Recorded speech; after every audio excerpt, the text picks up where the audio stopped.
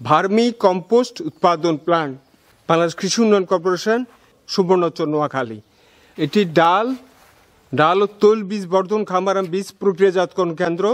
এটি এখন আপনাদেরকে দেখাবো।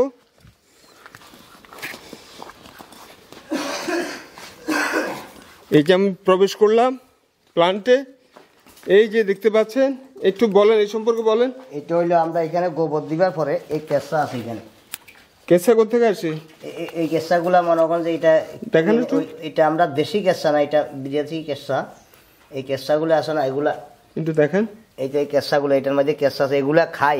কেঁচাটা দেখেন না, কেঁচা তো নাই দেখতে পাচ্ছেন। হ্যাঁ কেঁচা, এই যে এই কেঁচা, এই কেঁচা, এটাই কেঁচাগুলা। ও একটা হাতে নেন, কেঁচা একটা হাতে নেন। এই কেঁচাটা, এই যে কেঁচু, কেঁচা বা কেঁচু বলে, এটাকে ভার্মি বলা হয়। ভার্মি কম্পোস্ট তৈরি করে এটা। এই যে আপনারা দেখতে পাচ্ছেন, এই যে কেঁচু, এই কেঁচুকে গোবর নেই, গোবর, এটা গোবর খাই এরা, মনে করেন যে এটা সার তৈরি করে এলাইছে। অর্থাৎ এই কেঁচু গোবরটা খেয়ে সার তৈরি করে ফেলেছে।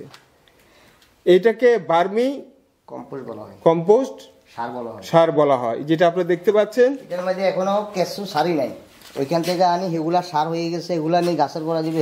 কেঁচু এরকম করে ফেলছে, এরকম করে ফেলছে। কেঁচু খায় এটারে, কেঁচু এই যে আপনি দেখতে পাচ্ছেন, কেঁচু এটারে পায়খানা করে এটারে কেঁচু এখানে দেওয়ার পর এগুলো এমন হয়ে গেছে, কিন্তু কেঁচু ওগুলোতে দেওয়া হয়নি এখনো। দেখুন সারুম, এগুলো এখনো শুধুমাত্র গোবর।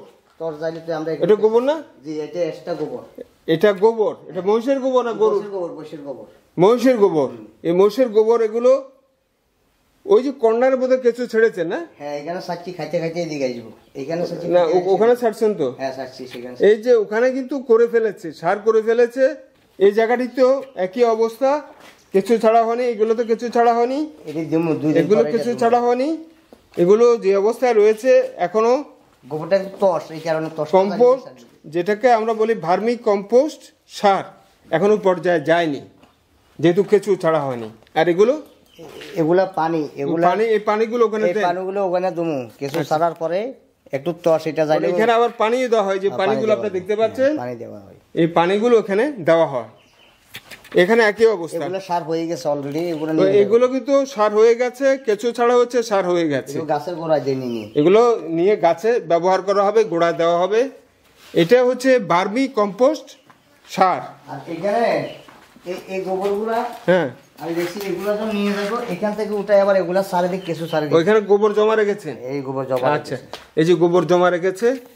তাহলে এই প্রক্রিয়ায় কেঁচু দিয়ে গোবরের মাধ্যমে ওনারা এই ভার্মি কম্পোস্ট সার তৈরি করেন, যেটা জৈব সার নাকি?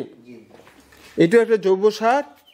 এটা আপনারা দেখলেন প্রক্রিয়াটা কিভাবে তৈরি করা হয়, সেই প্রক্রিয়াটা আপনারা দেখলেন।